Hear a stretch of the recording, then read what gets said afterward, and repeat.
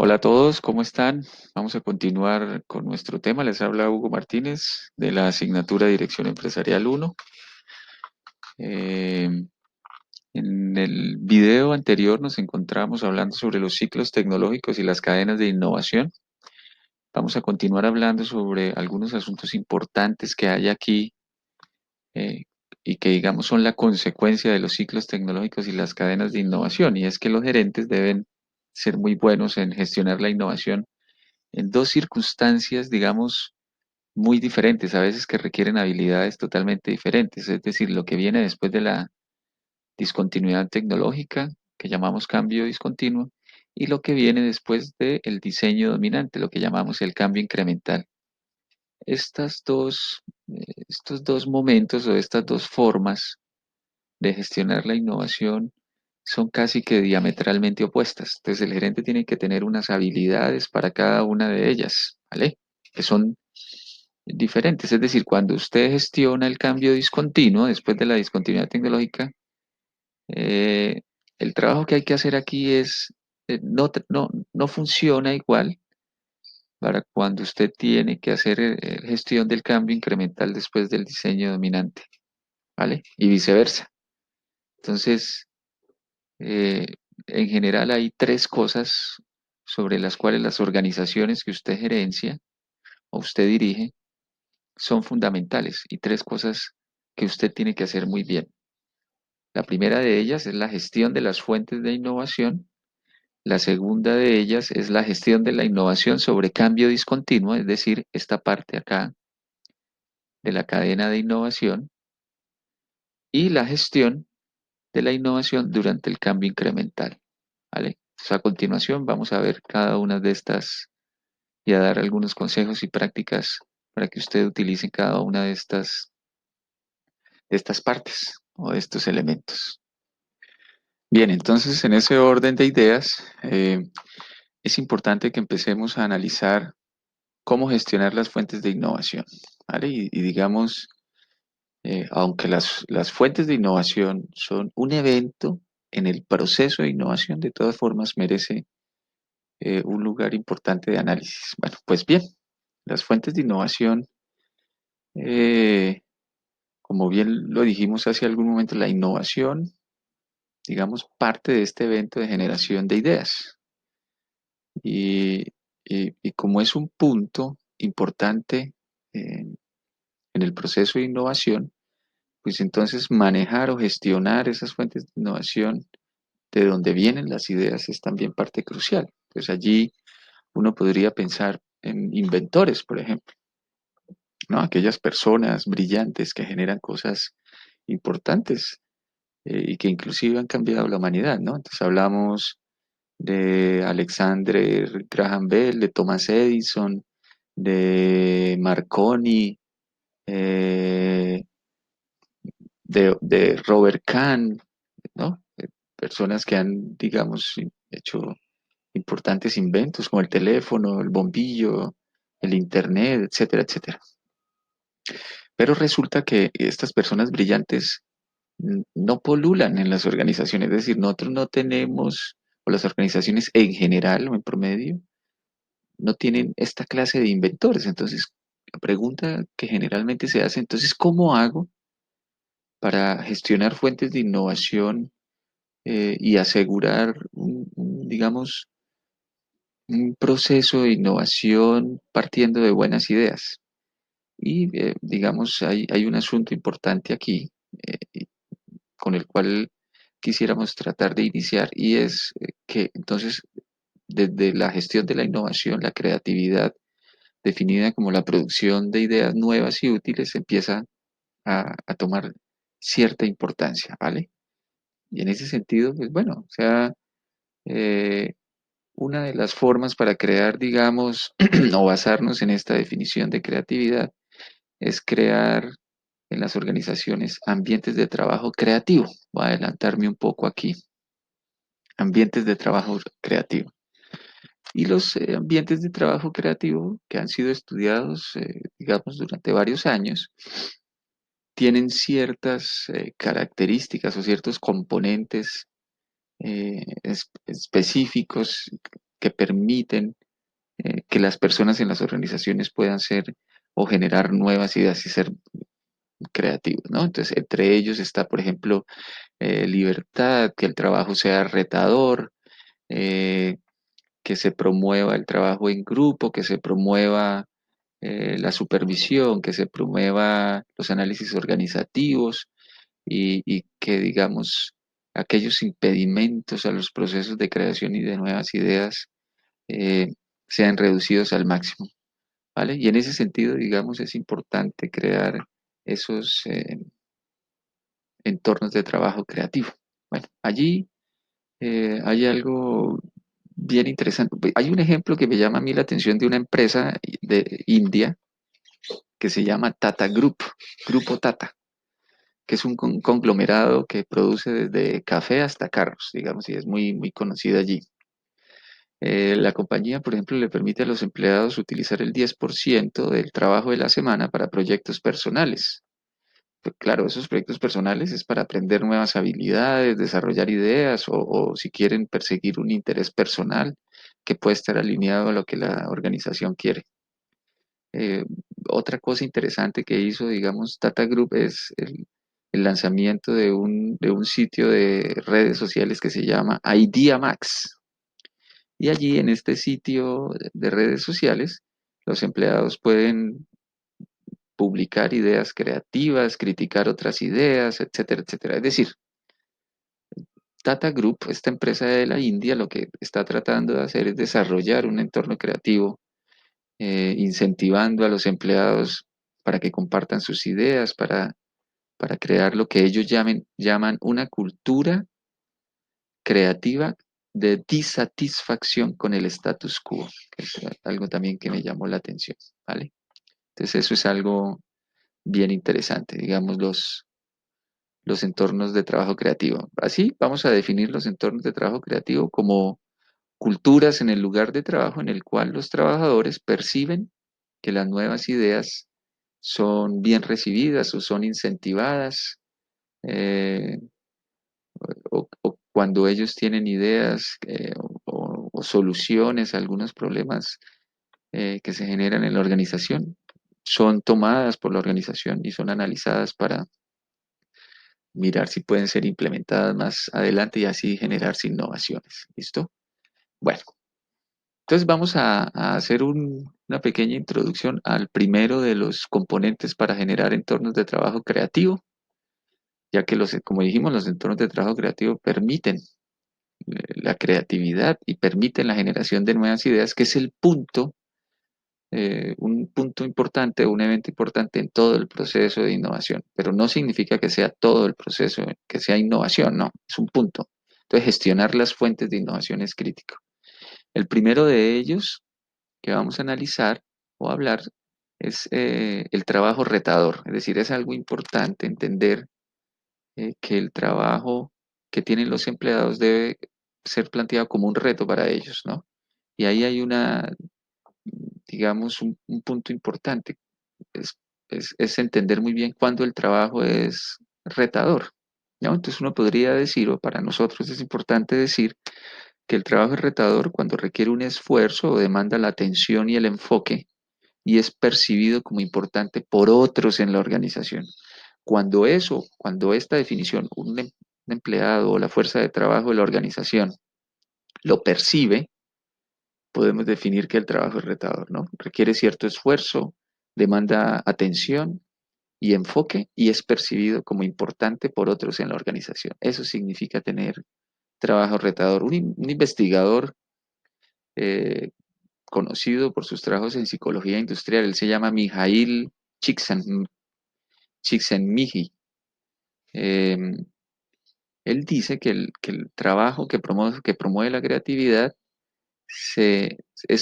digamos, se optimiza o es mucho mejor cuando se experimenta algo conocido como el flow, el flujo, ¿no?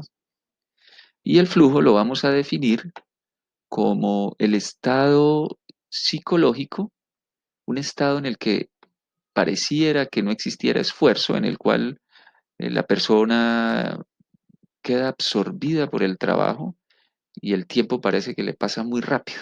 Digamos, es una definición un poco sutil para entender lo que es el flow, ¿no?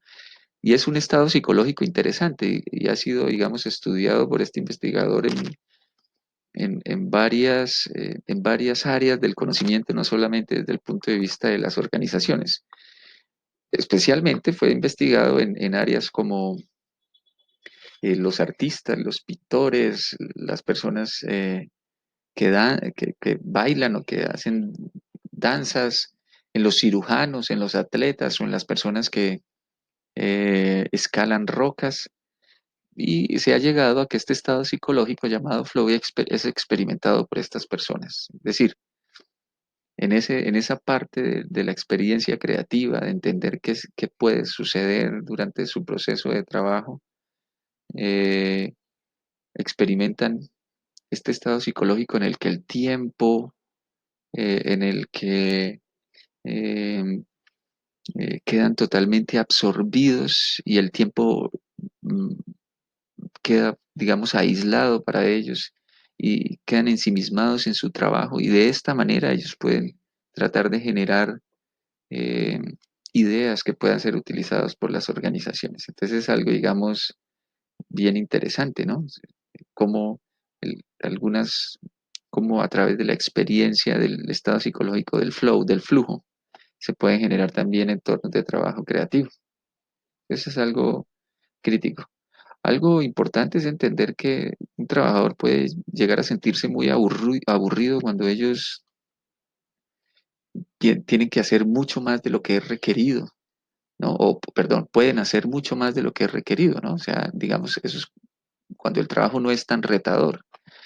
Y pero el otro extremo también puede ser negativo, es decir, pueden experimentar ansias, pueden sentirse ansiosos cuando las habilidades que ellos tienen no son suficientes para cumplir la tarea. Entonces, cuando hablamos de trabajo retador, cuando hablamos de generar un trabajo retador, hablamos de un balance que debe haber entre las habilidades que tiene el trabajador y lo que puede hacer, especialmente em, si queremos que ocurra este estado psicológico del flow y la creatividad, ¿no? Que es algo, digamos, que podríamos buscar y que es importante para el entorno de trabajo creativo. En este modelo también algo importante que podemos observar es que existen, digamos, tres partes de estímulos o de incentivos o tres elementos importantes de ánimo, estimulación hacia los empleados. Uno es la estimulación organizativa o incentivo organizativo, la estimulación de supervisión y la estimulación de trabajo en grupo. Vamos, cada una de ellas también ayudan a la creación de entornos creativos en la organización. La estimulación organizacional, básicamente de creatividad, ocurre cuando la gestión estimula tomar riesgos y nuevas ideas, soporta la evaluación justa de nuevas ideas, da incentivos, reconoce la creatividad y anima a compartir nuevas ideas a través de las diferentes partes de la organización. Entonces, digamos que básicamente es un asunto que el gerente o el director de la organización puede gestionar en términos de políticas o pasar en términos de la cultura organizativa que quiere desarrollar en su organización. Después está el incentivo de supervisión o el ánimo, el estímulo de supervisión, ¿no? Y en términos de creatividad ocurre cuando los supervisores ofrecen metas claras, animan la interacción abierta con subordinados, con la fuerza de trabajo, soporta activamente el desarrollo de equipos para trabajar en las ideas, etcétera, etcétera. Y finalmente está el incentivo o el ánimo o el estímulo para trabajar en grupo. Y ocurre cuando los miembros de un grupo tienen experiencias diversas, tienen antecedentes, educación diversa, eh, y el grupo trata de encontrar, ser abiertos mutuamente para las ideas. Existen ideas constructivas entre los diferentes miembros del grupo, positivas, y se comparten, digamos, compromisos para las ideas. Mucho de esto del método tiene que ver con lo que nosotros analizamos anteriormente sobre la toma de decisiones grupal, ¿no? Recuerden que allí hay cosas importantes que analizar. Un ejemplo bien interesante de lo que acabamos de analizar este caso me llamó la atención. El CEO del Memorial Hospital en Indiana, en South Bend, digamos que es una parte de Indiana, él se llama Philip Newbold. Usa incentivos de supervisión y organizativos para tratar de incrementar la creatividad en sus empleados. Por ejemplo, este Memorial Hospital gasta el 1% de sus ganancias cada año, hasta $700,000 para probar e implementar nuevas ideas que los empleados han generado durante ese año. Digamos, eso es algo bien interesante, ¿no? Este CEO, Newbold, también tiene como unas recompensas o unos premios que se llaman Good Try, como buen intento, lo trató. Y es bien interesante. Digamos, esta clase de premios son cosas como eh, pagarle a los empleados durante 4 semanas eh, el aseo en la casa. Entonces contratan a otra empresa para que les haga el aseo de la casa durante 4 semanas. Y estos premios se dan a empleados que tuvieron ideas, pero que fallaron. ¿Listo? Por eso se llama el good try, como buen intento, o lo intentaste, ¿no? Entonces, de todas formas, se premian las ideas que fallaron. Entonces uno se pregunta, bueno, ¿y por qué premiar las ideas que fallaron? ¿No? Pero hay un asunto detrás de esto y es que eso causa una cultura en la organización en el que los empleados se vuelven más creativos si ellos piensan que sus ideas, así fallen, no serán castigadas, ¿no? Que es como la idea, digamos, en nuestra forma de educación, desde que nacimos, siempre que nos va mal en algo, existe un castigo, ¿no? Existe un castigo. Te caes de niño, te castigan. Te va mal en el colegio, te castigan. Entonces, digamos que lo que se quiere es cambiar algunos asuntos de cultura casi a nivel inconsciente de cómo respondemos los seres humanos ante la falla.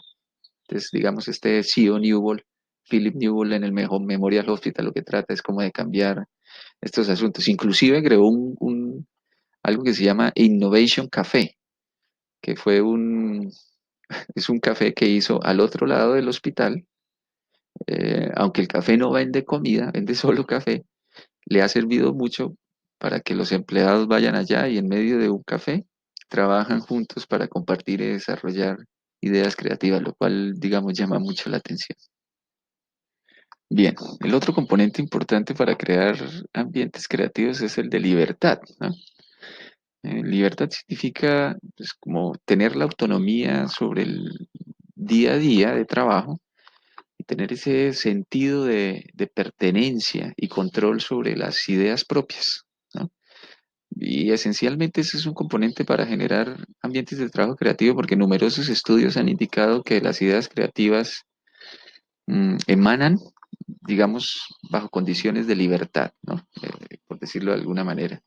En Dunkin' Donuts, por ejemplo, miembros del equipo de innovación culinaria tienen la libertad para explorar nuevas áreas, desde mirar cómo disminuir eh, el uso de recursos, acortar tiempos, disminuir costos o gastar meses investigando sobre nuevos productos de papa, por ejemplo, o de patatas, si algunos lo quieren llamar así.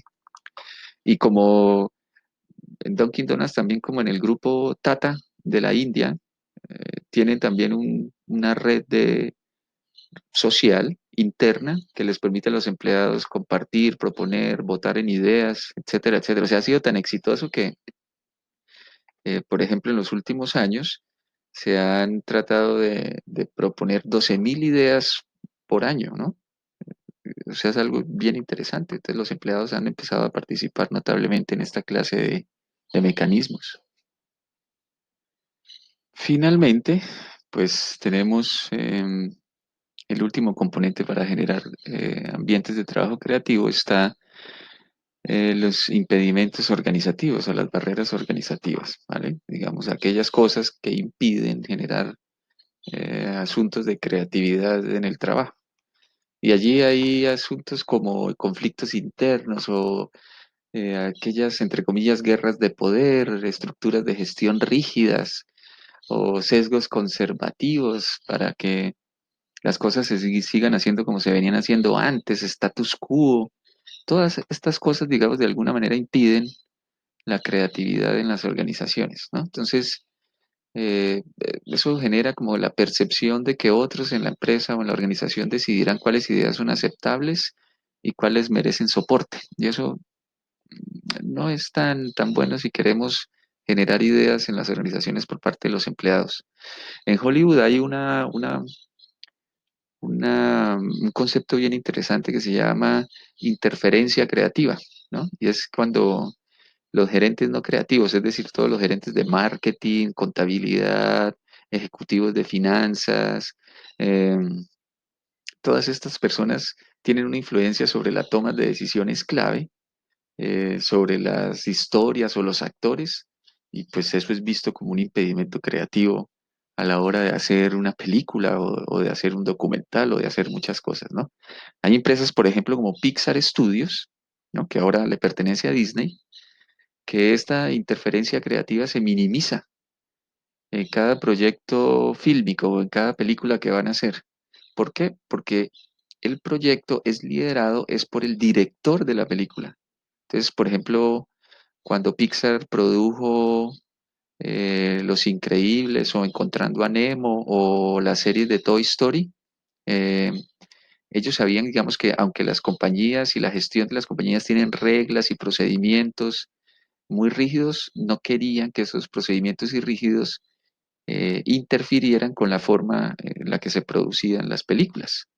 Eh, Inclusive en Pixar es totalmente lo contrario. O sea, digamos, Ed Catmull, que fue el cofundador de Pixar y que fue presidente, creo que todavía es el presidente de Pixar, dice que durante la producción las decisiones operativas se le dejan a los líderes del film, o sea, de la película y no hay asuntos de microgestión, ni las decisiones son tomadas por las personas encargadas de las finanzas, etcétera. Claro, es una forma un poco extrema, pero digamos es un buen ejemplo que nos da a entender cómo es el asunto de remover los impedimentos para un entorno creativo más amigable. Bien, con esta información finalizamos esta parte eh, de la gestión de las fuentes de innovación y en los siguientes videos observaremos los asuntos relacionados con la gestión en los dos elementos que mirábamos en las cadenas de innovación, ¿no? En el cambio discontinuo y en el cambio incremental. Bueno, un saludo.